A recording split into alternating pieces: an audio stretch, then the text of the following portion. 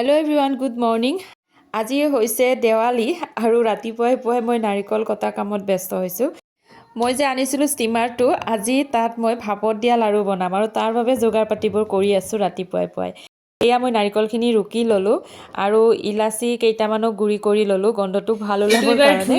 আৰু থোৱাই নাই আজি আপোনালোকক কৈছিলো ন মই এইটো দেখুৱাম বুলি কিবা এটা বনাই আজি বনাবলৈ আৰম্ভ কৰিছো।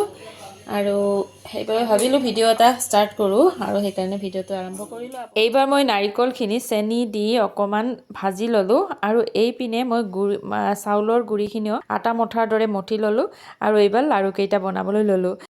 আৰু লাড়ুকেইটাৰ মাজত মই নাৰিকলখিনি সোমাই দিলোঁ। নাৰিকলখিনি দিলে খাবলৈ বেছি সোৱাদ ভৰা হয়। আৰু মই ভাপত দিয়া লাড়ু যদিও খাইছোঁ মই কিন্তু নিজে কোনোদিন বনোৱা নাছিলোঁ, আজি প্ৰথমবাৰৰ কাৰণে বনাইছোঁ। এইবোৰ কাম ৰাতিপুৱাই কৰি ভাল লাগে কিন্তু কেতিয়াবা সময় নিমিলে, কিন্তু আজি সময় পাইছোঁ সেইবাবে ৰাতিপুৱাই আৰম্ভ কৰি দিলোঁ। আৰু এইবাৰ ষ্টিমাৰটোৰ তলৰ পাত্ৰটোত মই পানী দিলোঁ, ওপৰত লাড়ুকেইটা দি ঢাকনিখন লগাই দিলোঁ।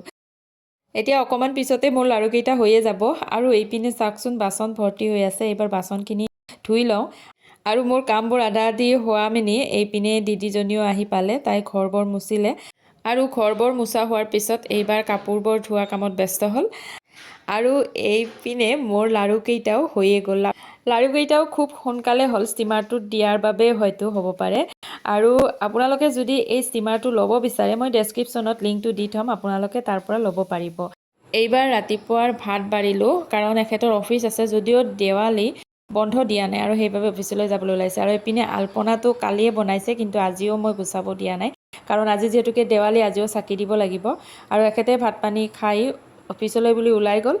আমাৰ নামনিৰ ফালে এটা নিয়ম আছে যে দেৱালীৰ দিনাখন ছাগলী মাংস খাব লাগে। আৰু হয়তো নামনিৰো কোনোবা ঠাইত নাথাকিব পাৰে, কিন্তু আমি যি ঠাইত থাকোঁ তাত এই নিয়মটো আছে। আৰু সেইবাবে এখেতে অফিচত যোৱাৰ আগতে মাংস আনি দি গ'ল। আৰু আপোনালোকক আৰু পিছত লগ পাই আছোঁ, মই বাচন ধুব লগা আছে। এইবাৰ দুপৰীয়া চাহকাপ লাড়ুৰ লগত খালোঁ, ভাপত দিয়া লাড়ু যিহেতুকে বনাইছিলোঁ। আৰু চাহকাপ খোৱাৰ পিছত এইবাৰ পাকঘৰলৈ আহিলোঁ। মাংসখিনি ধুই মেলি ঠিক ঠাক কৰি ল'লোঁ আৰু একেবাৰে চিম্পুল ধৰণে বনাম। ইয়াত মই পিঁয়াজ, আদা, নহৰু গোটেইবোৰ একেলগে সানি ল'ম। হালধি, নিমখ, জিৰা, ধনিয়া যিমানবোৰ মছলা দিওঁ গোটেইবোৰ একেলগে সানি লৈ মাংসখিনি কেৰাহীত এনেদৰে বনাম, মানে সোনকালে হয় এনেদৰে বনালে। আৰু এনেও ছাগলী মাংস যিহেতুকে কুকাৰত দিবই লাগিব। আৰু মাংসখিনি ৰন্ধাৰ আগতে মই আলু কেইটুকুৰা ভাজি লওঁ বুলি কেৰাহীটোত দিলোঁ। আলুখিনি ভজা হৈ গ'ল। আলুখিনি উঠাই থৈ মই এইবাৰ ইয়াত পাঁচফোৰণ অকণমান দি দিলোঁ আৰু কেইটুকুৰামান পিঁয়াজো দি দিলোঁ। আৰু এইবাৰ সানি থোৱা মাংসখিনি ইয়াত দি দিলোঁ। এইবাৰ মাংসখিনি অকণমান লৰাই দিম। আৰু মই এইবাৰ আজি মাংসত মচুৰ দাইল অকণমান দিম। মচুৰ দাইল দিলে মাংসৰ জোলকণ অকণমান মানে ডাঠ হয় আৰু তেতিয়া খাবলৈ ভাল হয়, সেইবাবে এইবাৰ মচুৰ দাইলখিনিও দি দিলোঁ আৰু অকণমান লৰাই দিম। আৰু মই গোটেইবোৰ সানিলোঁ কিন্তু ৰেড চিলি পাউডাৰ দিয়াই হোৱা নাছিলে, সেইখিনিও দি দিম।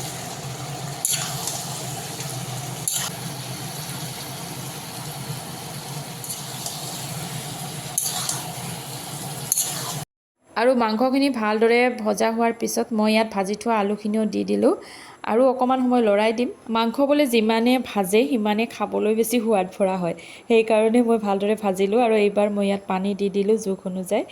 আৰু পানীখিনি দিয়াৰ পিছত মই জলকীয়াও 3টামান কাটি দিলোঁ, জ্বলা হ'লে ভাল লাগে নহয়নে বাৰু।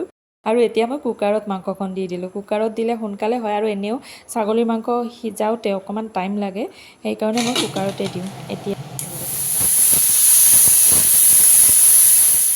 এইবাৰ আন এটা চোলাত মই ভাতৰ কুকাৰটো বহাই দিলোঁ। আৰু এইবাৰ চাওকচোন গোটেই পাকঘৰটোৰ কি যে অৱস্থা হৈছে। একদম ৰন্ধা বঢ়া খোৱা লোৱা হোৱাৰ পিছতহে মই পাকঘৰটো পৰিষ্কাৰ কৰিম, মোৰ এনেকুৱা হয়ে মানে।